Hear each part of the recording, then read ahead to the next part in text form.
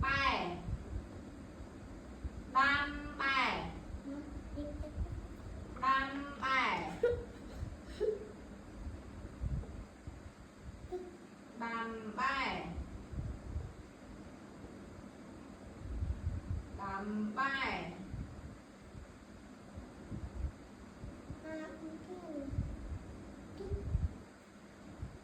con đâm bài đó rồi nhỉ? Âm tâm bài bài đô bài Cho con anh xem cái là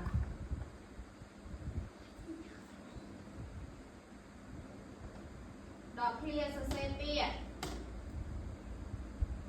hô hai hô hai có phấn ở bên nhà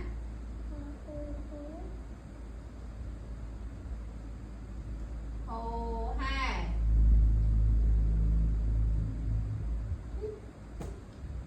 đọc kia sẽ xem bia CS ăn tính ăn đây đa đa ta xây hơi bậc cao phòng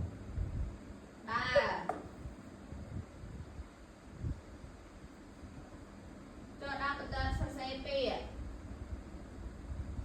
sẽ xem bia đầm to đầm to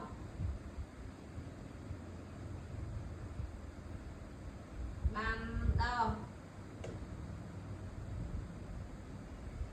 đô đô Gợp lia sẽ xem bia so xì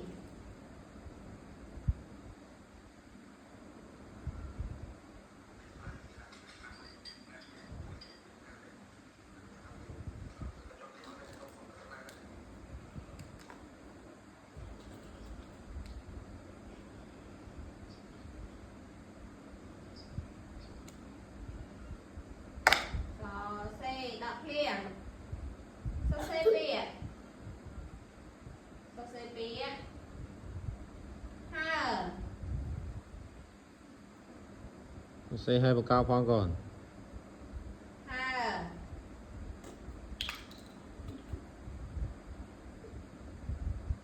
ha bố con thằng ha so xì bia đầm bao đầm bao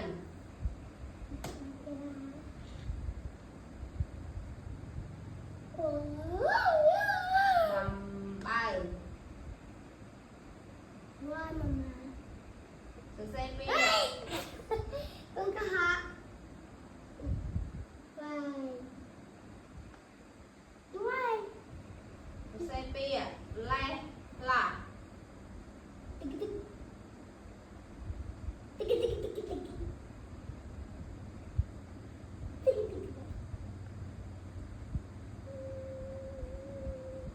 le là lấy đuôi le là bây giờ xây ăn vô cho tụi ta này one two three